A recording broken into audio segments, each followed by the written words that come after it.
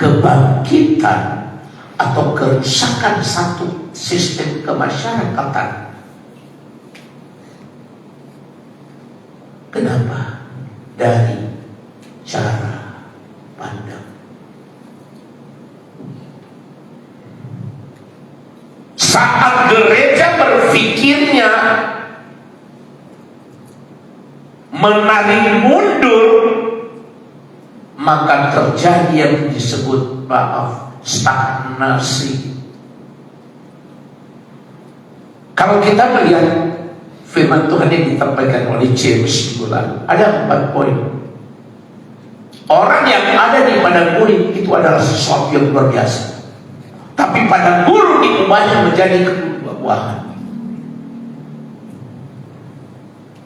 Nah, Bapak Ibu Saudara, dalam hari-hari Pentakosta atau Pantekosta ini, saya meneliti sesuatu hal, kebangkitan satu gereja, kebangkitan satu masyarakat, kebangkitan satu kelompok, atau kerusakan satu kelompok. Maaf saudara, dari cara pandang.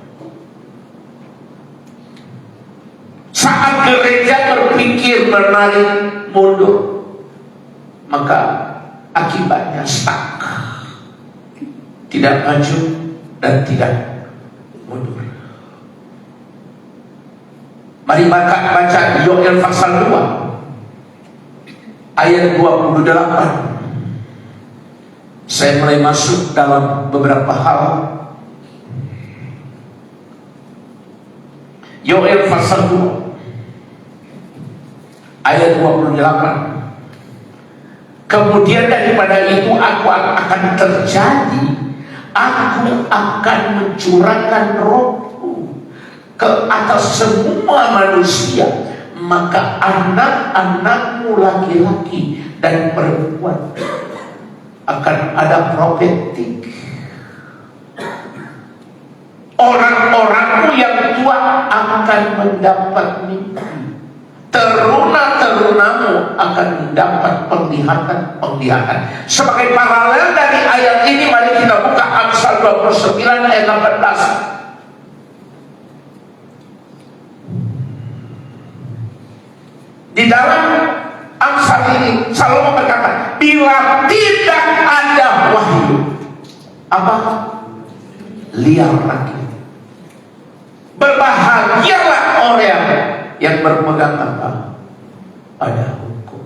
Tetapi dikatakan tadi pada kitab Nabi Yoel pada pasal 2 ayat 28, hari-hari terakhir, kenapa orang terjadi seperti ini? Tidak ada pewahyuan, karena mereka tidak masuk dalam sistem pemerintahan kerajaan Allah.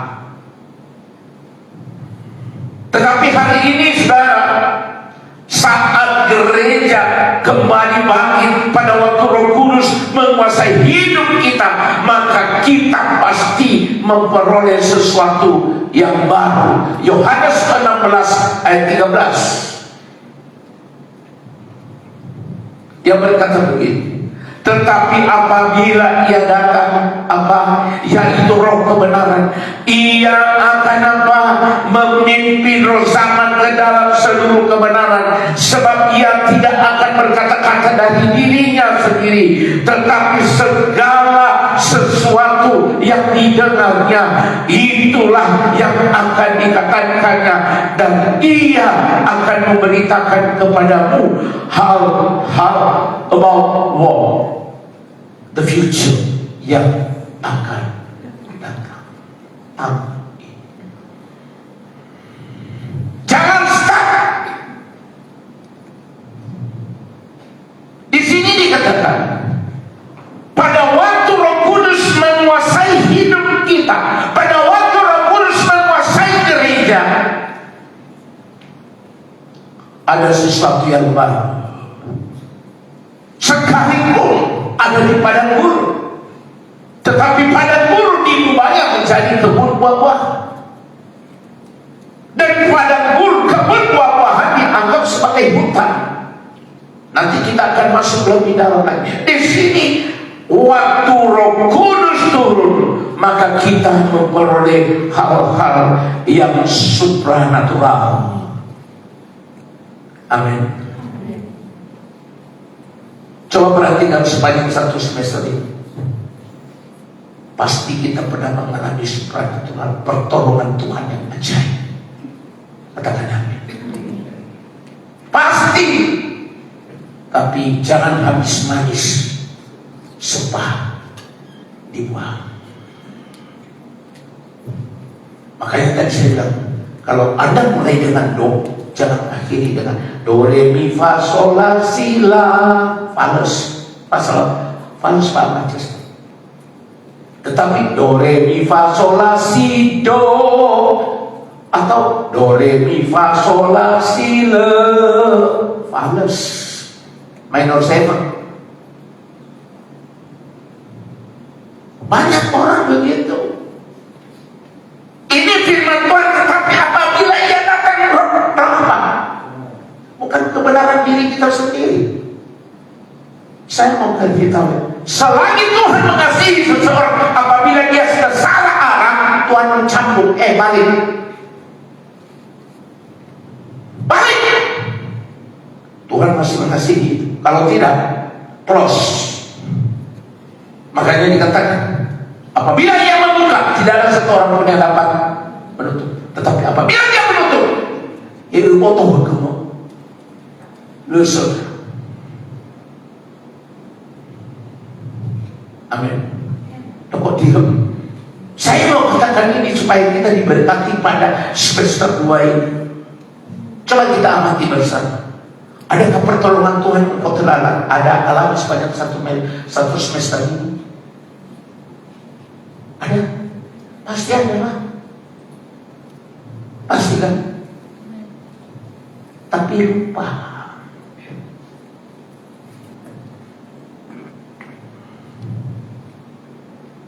Saudara, pekerjaan Roh adalah menuntun kita dalam seluruh kebenaran untuk mencapai tujuan, yaitu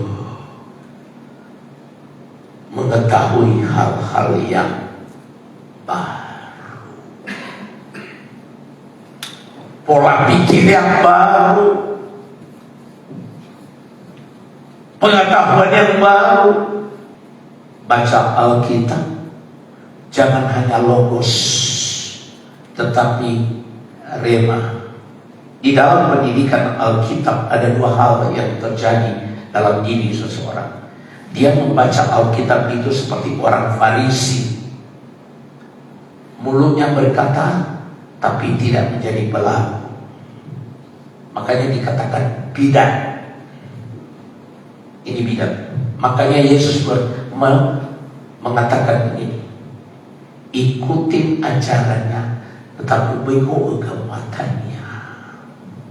Karena di situ dikatakan pada Nabi Yesaya, lasunora obemera babisa tedera no aruh.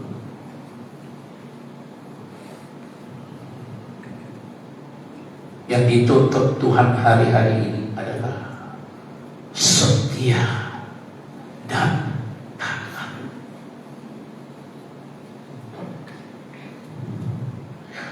Tujuan daripada Roh Kudus seperti dikatakan tadi pada Yoel pasal ke-16 ini adalah menuntut kita dalam seluruh kebenaran untuk mencapai tujuan kita.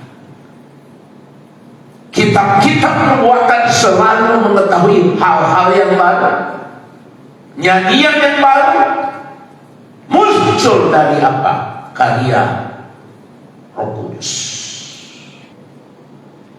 Bagaimana Roh bekerja dalam kehidupan kita? Mari kita masuk ke dalam. Siapakah Roh Kudus itu sebetulnya? Tolonglah. Mengenal Allah Roh Kudus.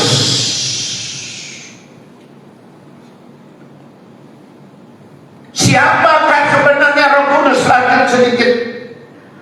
Dalam bahasa Yunani, pneuma atau nafas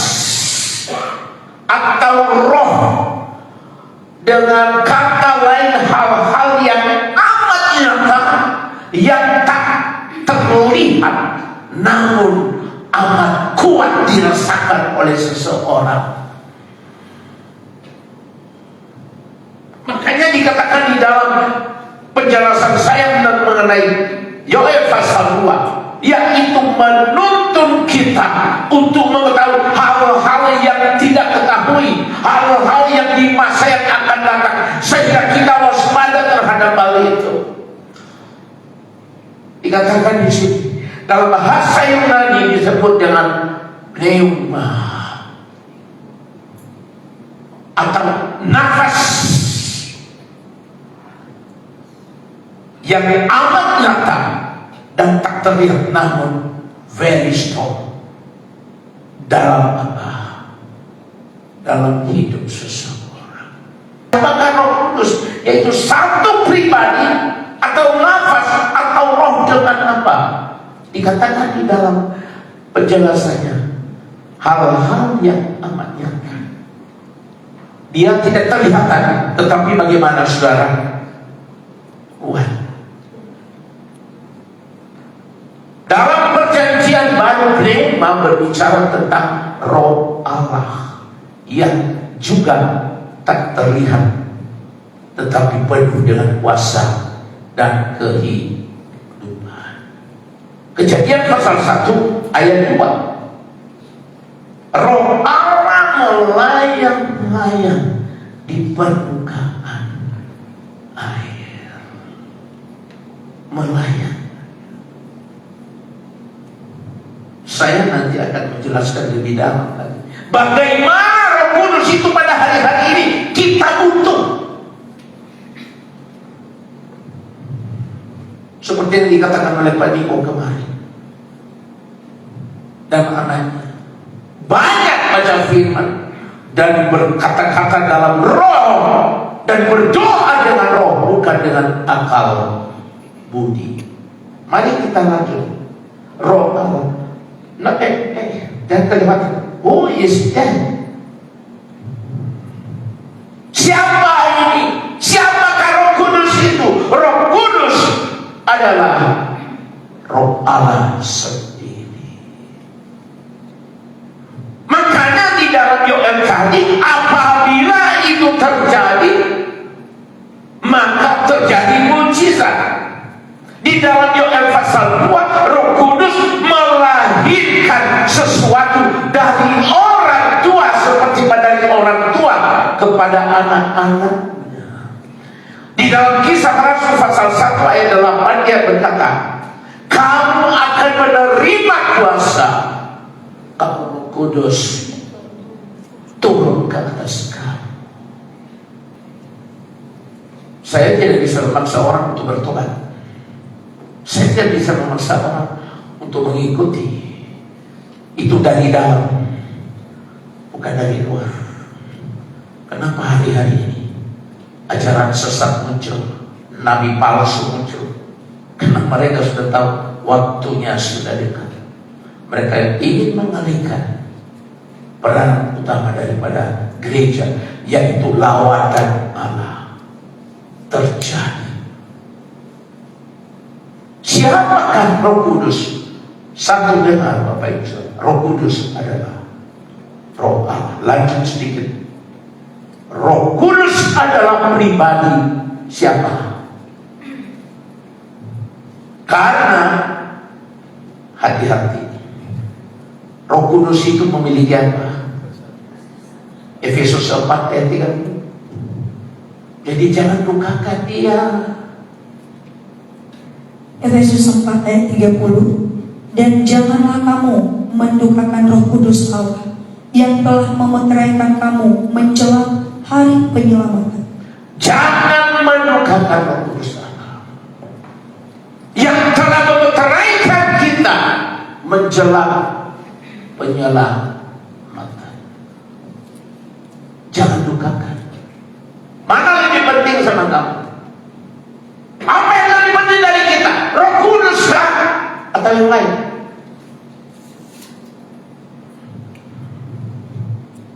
Saya paling kesal kalau orang tidak bisa dikepalakan. Susah saya.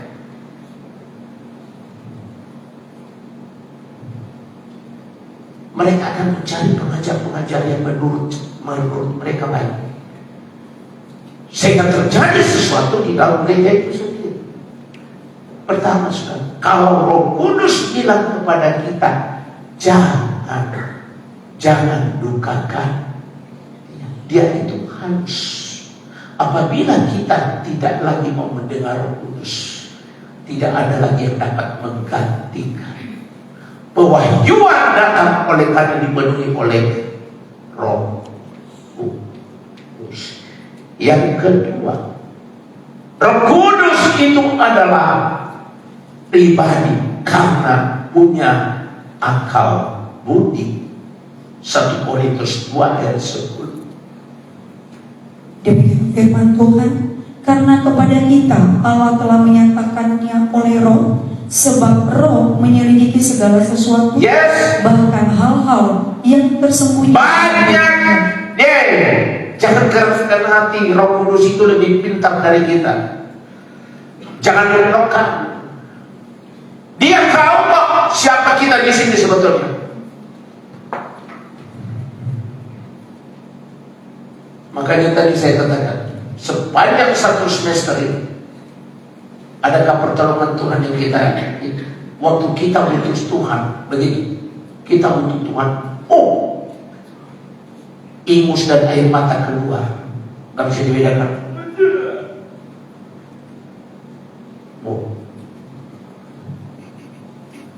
Betul? 1 semester waspada. Tetapi setelah terjadi, dia tahu kehendak kita apa. Baca sekali lagi. Karena kepada kita Allah telah menyatakannya oleh Roh, sebab Roh menyelidiki segala sesuatu. Dan Roh itu menyelidiki hati saya dan hati saudara. Kita boleh berdosa di hadapan manusia, tetapi di hadapan Allah, Roh Kudus masuk. Rupanya kau menyalahgunakan kasih karunia yang telah Allah berikan. Makanya di dalam kitab Yudas dikatakan begini, Yudas ayat, baca ayat. Sebab ternyata ada orang yang telah menyelusup di tengah, Orang-orang yang menyelusup masuk di dalam gereja, yaitu orang-orang yang telah lama ditentukan untuk dihukum. Mereka adalah orang-orang yang fasik, Orang fasik yang menyalahgunakan kasih banyak menggunakan apa? Kasih karunia untuk melampiaskan hawa. untuk melampiaskan keinginannya. Saya menyatakan ini sebab sekalipun kita ada di padang gurun, seperti dikatakan nanti di dalam kitab Nabi Yesaya, maka padang gurun diubahnya menjadi kebun buah-buahan. Tetapi hati-hati, kehendak 1 Korintus 12 ayat 7 sampai dengan 11. Baca ini sekali lagi. 1 Korintus 12 ayat 7 sampai dengan 11. Ya. Tetapi kepada tiap-tiap orang dikaruniakan penyataan Roh untuk kepentingan bersama. Sebab kepada yang seorang Roh memberikan karunia untuk berkata-kata dengan hikmat, dan kepada yang lain Roh yang sama memberikan karunia berkata-kata dengan pengetahuan. Kepada yang seorang Roh yang sama memberikan iman, dan kepada yang lain Dia memberikan karunia untuk penyembuhan. Kepada yang seorang, ini semua kebutuhan gereja. Tetapi ingat, karunia nomor 2 yang paling the best adalah buah.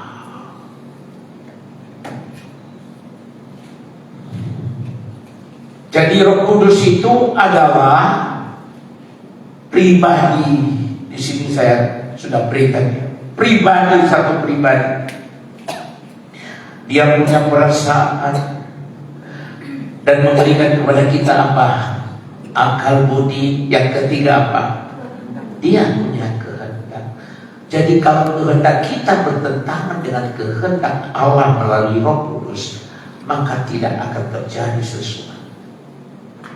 Dan yang terakhir, Matius 10 ayat 19 sampai 20 dikatakan melalui manusia Roh Kudus bermanifestasi. Baca ayat. Matius 10 ayat 19 sampai dengan 20. Ya. Firman Tuhan, apabila mereka menyerahkan kamu, janganlah kamu khawatir akan bagaimana dan akan apa yang harus kamu katakan, karena semuanya itu akan dikaruniakan kepadamu pada saat itu juga. Karena bukan kamu yang berkata-kata, Yes. melainkan Roh Bapa. Di waktu Anda dan saya dipermalukan oleh orang fasik, maka Tuhan Yesus berkata begini, bukan kita yang akan mengatur kita, tapi Roh hikmat. Siapa yang paling terkenal di sini adalah Salomo. Waktu seorang yang satu anak bayi diperlutkan oleh dua orang ibu, Anda baca nanti di dalam Amsal. Kenapa Salomo dikatakan seorang yang penuh dengan hikmat? Dia susah. Yang satu mengatakan ini anak saya, dan yang satu mengatakan ini anak saya. Salomo bingung. Saudara, apa yang dilakukannya? Dia ambil parang, dia letakkan anak kecil itu. Dia bilang, kalau begitu kita bagi dua. Kelihatan di situ yang asli mana yang palsu. Di waktu pedang itu, jangan dibunuh, berikan saja yang asli kelihatan. Yang palsu dia bilang, seret keluar. Jadi kalau Anda menghadapi sesuatu masalah di hari-hari ini, dengar, orang mempersatakan. Saya berapa hari yang lalu, saya pusing melihat, ngeri Pak Majes. Wah, seorang anak Tuhan ikut nimbrung terhadap hal-hal yang buruk tentang seseorang yang menimpa. Dan banyak orang, wah, sampai ibu berkata, Yesus berkata begini, adakah di antara kamu yang tidak pernah berdosa? Kalau memang ada, apa? Lempar batu. Hati-hati, hari-hari ini semua diputar-balikan about apa? Money. Tetapi kalau Anda dipersekal seperti begitu, perhatikan ibu ini. Pertolongan Tuhan pasti ada. Dia bilang begini, jangan kamu yang berkata-kata, tapi Roh Tuhan akan turun kepadamu. Makanya dikatakan bukan kuat, bukan gagah, tetapi apa? Rohku. Katakan amin. Katakan sebelah, jangan khawatir, Roh Kudus menuntun kita. Tepuk bahunya kalau dia nggak dengar. Roh Kudus adalah roh kekekalan. Ibrani 9 ayat 14. Baru kita masuk nanti dalam khotbah saya pada hari ini. Roh Kudus itu adalah roh kekal, artinya selama-lamanya. Ibrani 9 ayat 14 ini. Betapa lebihnya darah Kristus yang oleh roh yang kekal telah mempersembahkan dirinya sendiri kepada Allah sebagai persembahan yang tak bercacat, akan menyucikan hati nurani kita. Perhatikan ini. Dari perbuatan-perbuatan yang sia-sia, supaya kita dapat Sekali lagi, betapa yang hidup. Betapa lebihnya darah Kristus yang oleh roh yang kekal, dan oleh karena roh Allah yang kekal itu telah mempersembahkan dirinya sendiri kepada Allah. Dia mempersembahkan karena kasih Allah kepada dunia ini sebagai persembahan yang tak bercacat, sebagai persembahan yang tak bercacat, akan menyucikan hati nurani kita. Menyucikan hati nurani kita. Jadi dengar, jangan belokkan, jangan semau gue dong. Betapa mahal, ya, betapa mahal yang telah dilakukannya. Menyucikan apa? Hati kita. Saudara, ada dua aspek dalam kehidupan ini. Saya kembali kepada intro saya tadi. Mulai dengan do, diakhiri dengan do. Dimulai dengan do, diakhiri dengan apa? La. Dimulai dengan roh, diakhiri dengan daging. Tadinya dimulai dengan roh, seharusnya diakhiri dengan apa? Inabdes, dengan roh kan? Tapi banyak orang dia mulai dengan roh, tapi saya hilang karena dia mengakhiri dengan kedagingan.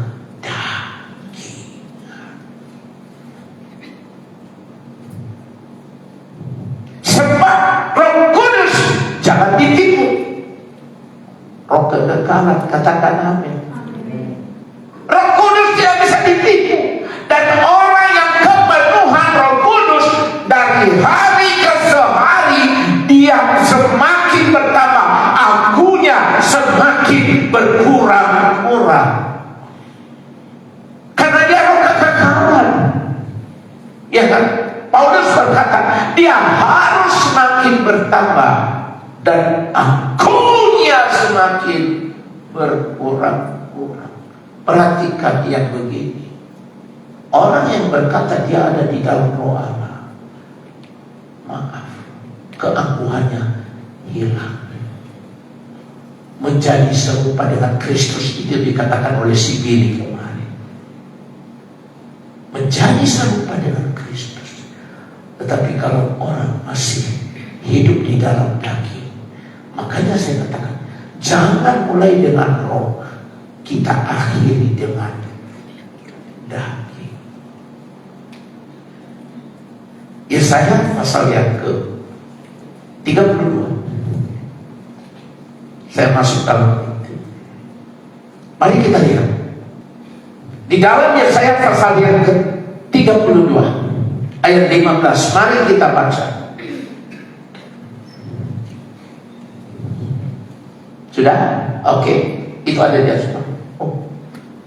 Yesaya pasal 32 ayat 15.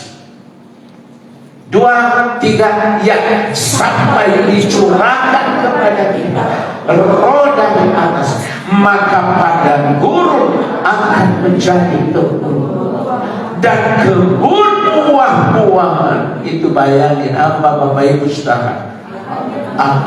Artinya lebat, selebat-lebatnya.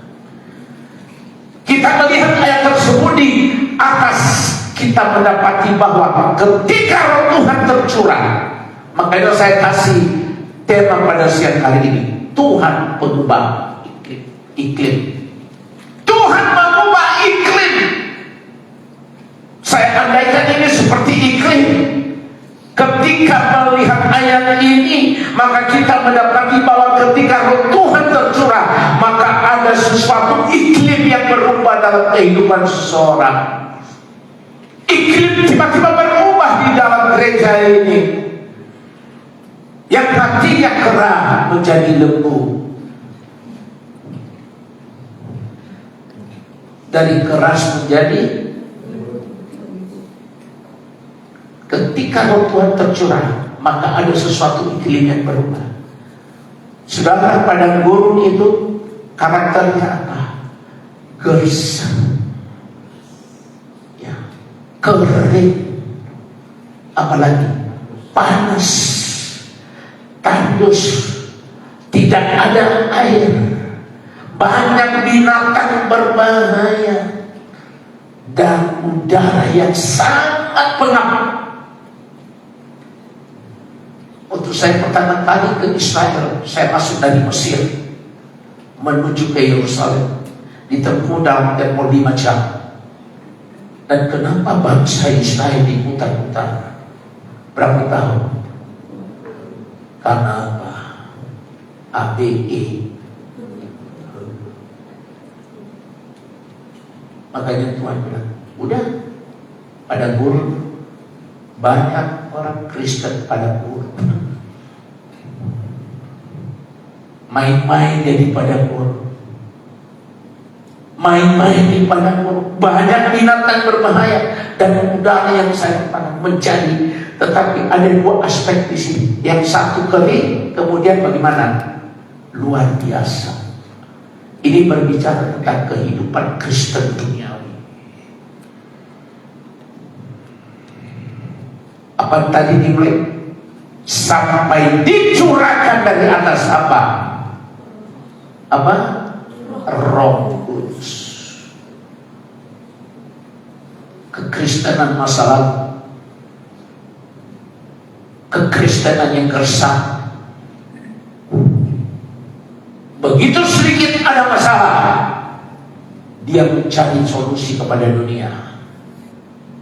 Sebab dia belum diperbaharui dalam roh dan pikiran. Kristen masa lalu berbicara tentang pada guru. Kristen masa lalu yaitu kehidupan yang lama. Hidup lama berbicara tentang kedagingan. Makanya di dalam 1 Yohanes dia berkata, jangan engkau bersahabat dengan dunia, sebab kita menjadikan diri kita sebagai apa? Musuh Allah. Baca. Mau jadi musuh Allah? Please. Hai kamu orang-orang yang tidak setia, tidakkah kamu tahu bahwa persahabatan dengan dunia adalah permusuhan dengan Allah? Jadi barang siapa hendak menjadi sahabat dunia, ia menjadikan dirinya musuh Allah. Siapa yang bersahabat dengan dunia? Yang selalu suka dengan cara-cara dunia.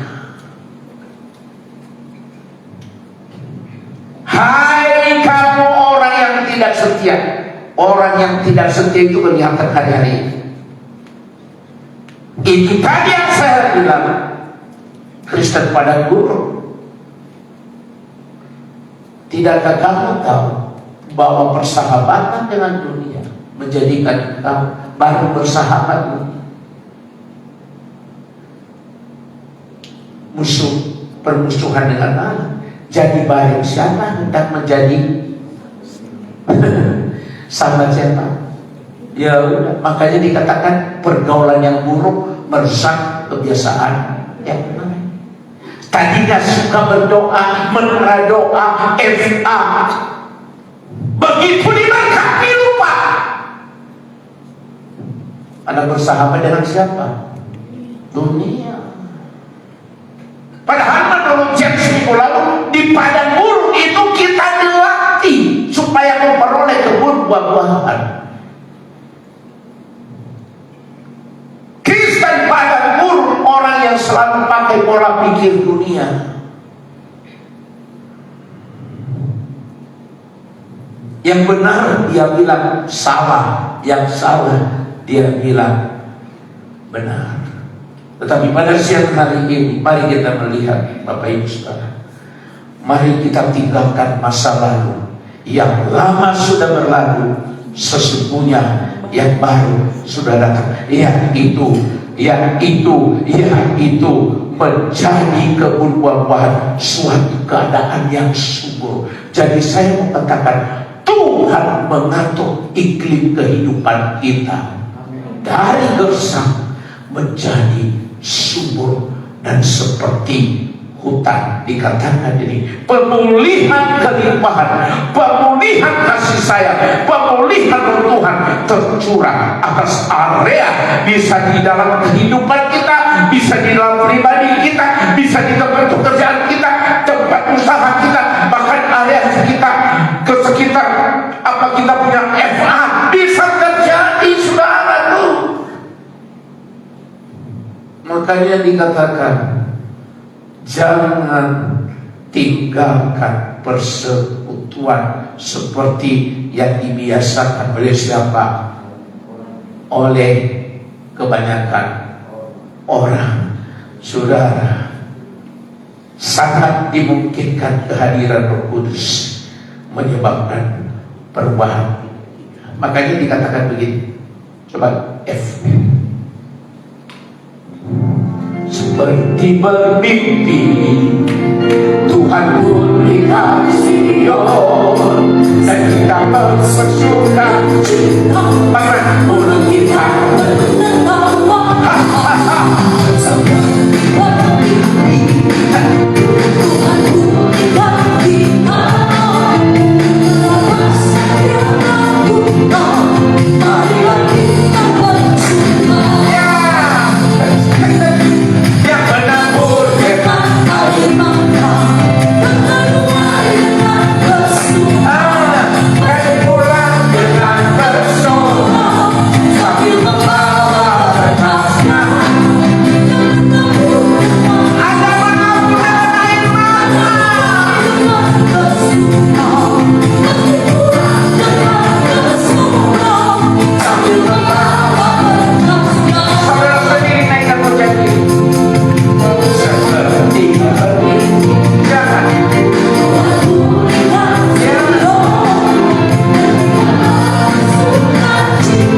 apa? Seperti bermimpi, Tuhan berikan kita berharap besar yang lakukan, marilah kita bersuka. Yang menabur dengan air mata, yang keluar dengan bersuka, pasti pulang dengan bersorak, sambil membawa berkasnya. Yang menabur dengan air mata, kan menuai dengan bersuka, pasti pulang dengan bersorak, sambil membawa berkasnya. Pasti pulang dengan bersorak, sambil membawa berkasnya. Pasti pulang dengan bersorak, sambil membawa berkasnya. Sepanjang satu semester ini, air matamu diubah menjadi mata air. Air matamu ditampung di kirbat Allah, sehingga air matamu menjadi kolam air. Tuhan melakukannya. Tetapi dalam satu catatan, tinggalkan Kristen pada guru. Pola pikir. Jangan bergaul lagi dengan orang-orang yang keluarlah kamu dari antara mereka. 2 Korintus pasal 6. Saya suka sekali dengan ayat ini, dan ini merupakan rambu-rambu dalam kehidupan saya. 2 Korintus pasal 6 mulai dari ayat 15. Ini Paulus berkata, keluarlah kamu dari antara mereka, supaya kita memperoleh kebun buah-buahan ini. Persamaan apakah yang terdapat antara Kristus dan Belial? Apa bagian bersama orang-orang percaya dan orang-orang yang tak percaya? Lanjut. Apakah hubungan baik Allah dengan berhala? Ingat, pergaulan yang buruk merusak kebiasaan yang baik. Karena itu kita adalah baik dari Allah yang hidup menurut firman. Aku akan diam bersama-sama dengan mereka dan hidup di tengah-tengah mereka, dan aku akan menjadi Allah mereka, dan mereka akan menjadi umatku. Lanjut sedikit lagi. Sebab itu apa? Keluarlah kamu, jangan ikut, jangan ikuti dari antara mereka. Maaf, Yesus berkata, saudaraku, mamaku yang menuruti kehendak Bapa. Dari mereka firman Tuhan, dan janganlah menjamah apa yang najis, maka aku akan menerima kamu. Ayat berikutnya, Ella, dan dia berkata lebih lanjut lagi, dan aku akan menjadi Bapa, dan kamu menjadi anak-anakku laki-laki dan anak-anakku perempuan. Demikian firman Tuhan. Keluar, pisahkan diri. Makanya dikatakan pergaulan yang buruk merusak apa? Kalau suka berdoa, begitu ketemu dengan orang fasik, insaf.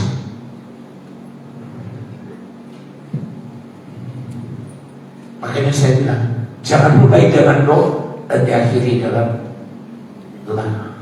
Bapak Ibu Saudara, bagaimana menjadikan dari padang gurun mengenai gersang, tandus, kering, apalagi panas, tidak ada kehidupan, dan ada banyak binatang buas, banyak binatang berbisa di situ. Waktu saya dari Mesir menuju ke Yerusalem, banyak saya lihat itu kalajengking yang segede-gede gini.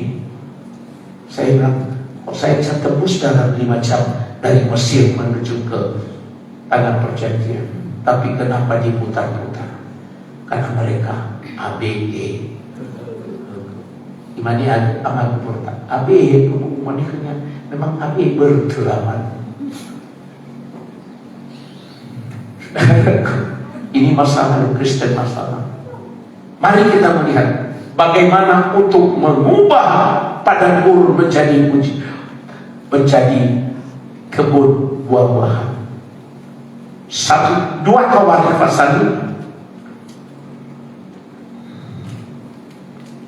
2 Tawarik pasal 5 ayat 13-14, silakan ini.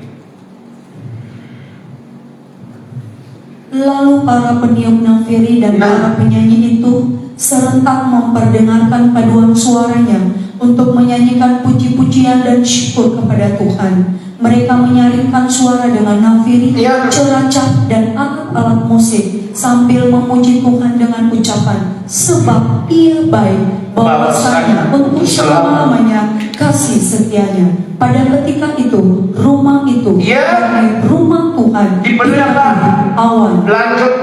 Sehingga imam-imam itu tidak tahan berdiri untuk menyelenggarakan kebaktian oleh karena awan itu, sebab kemuliaan Tuhan memenuhi rumah Allah. Apa yang harus kita lakukan supaya mengubah padang gersang menjadi kebun buah-buahan? 1, pujilah Tuhan dengan segenap hatimu. Sebab Paulus berkata, bersukacitalah senantiasa, tetaplah berdoa, dan yang terakhir, mengucap syukur dalam apa? Dalam segala hal. Karena itu yang diinginkan Tuhan bagi orang yang telah memperoleh Roh Kudus dari atas. Ketika orang Israel pada zaman Salomo menaikkan pujian dan penyembahan serta doa, maka di tengah-tengah ibadah ada awan kemuliaan Tuhan. Saudara, lihat ini, lawatan membuat orang berubah perilakunya. Roh Kudus mengubah sikap hidup seseorang. Roh Kudus mengubah karakter hati. Roh Kudus mengubah hati dan kasihnya kepada Tuhan. Dan makin mendalam perubahan atmosfer yang membuat orang-orang makin intim dengan siapa? Dengan Tuhan. Makin sangat mengasihi Tuhan dalam hati dan jiwanya. Ubahlah tangis menjadi tari melalui apa? Kemuliaan Allah. Yang kedua, Keluaran 25 ayat 8. Ini terakhir. Keluaran 25 ayat 8. Dan mereka harus membuat tempat kudus bagiku, supaya aku akan diam di tengah-tengah mereka. Yang kedua, saudara, tadi apa? Ada puji-pujian. Yang kedua apa? Adanya kehidupan yang kudus.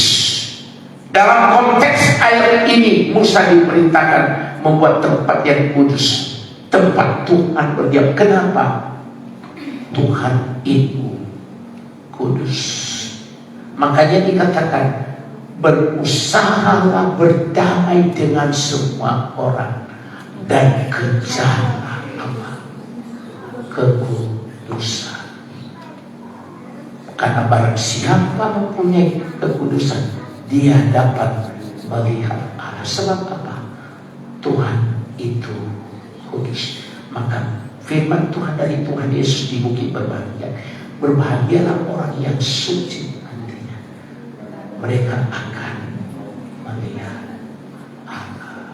Katakan, dikatakan begini, kudus, kudus, kuduslah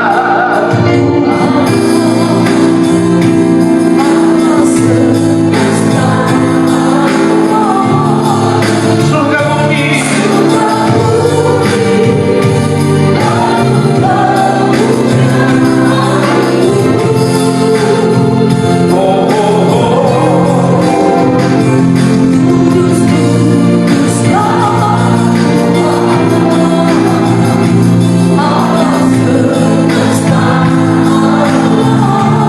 Hidup kami, hidup kami penuh kemuliaan.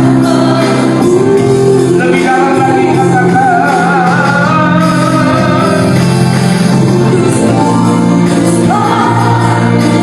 Allah semesta,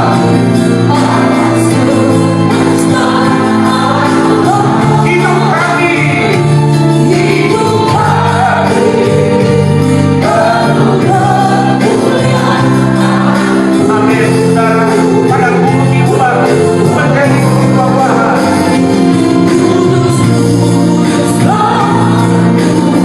Allah semesta, kota kami penuh kemuliaan. Dengar saudara, waktu roh Allah turun, maka kutuk diubah menjadi berkat. Air mata diubah menjadi sukacita. Tetapi satu hal, hidup harus kudus. Buatlah kepadamu, kata Tuhan, setempat yang kudus, yaitu 1 Korintus 6 ayat 19. Tubuh kita adalah bait roh Allah yang diam di dalam kita. Atau tidak tahukah kamu bahwa tubuhmu adalah apa? Bait Roh Kudus yang diam di dalam kamu. Roh Kudus yang kamu peroleh dari Allah. Dan bahwa kamu apa? Kita ini bukan milik kita, tetapi siapa? Milik Tuhan. Jadi kalau masuk Roh Kudus, berarti kita milik Roh Kudus. Ya sudah selesai. Ketika masuk narkoba, maka ini adalah narkoba. Bapaknya dia tidak tahu makan mau bawa tubuh apa? Baik Allah. Jangan marah ini ya.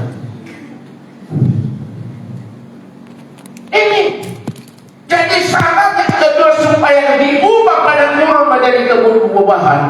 Kehidupan kita harus kudus, maka kemuliaan Allah dinyatakan. Ingat, tubuh kita adalah bait Roh Kudus yang apa? Yang diam di dalam kita. Mari dalam minggu yang baru alami padang gersang diubah menjadi kebun buah-buahan. Tundukkan kepala. Berapa banyak di antara Bapak Ibu Saudara mau diubah? Hanya Roh Allah yang dapat mengubah kita. Hanya Roh Kudus yang mengubah konsep kita.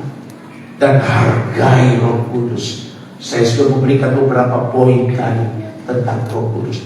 Dia ada pribadi yang tidak bisa didugakan.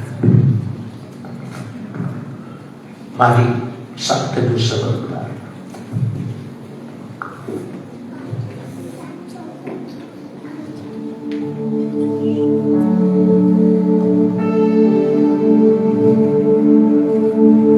Ku buka hati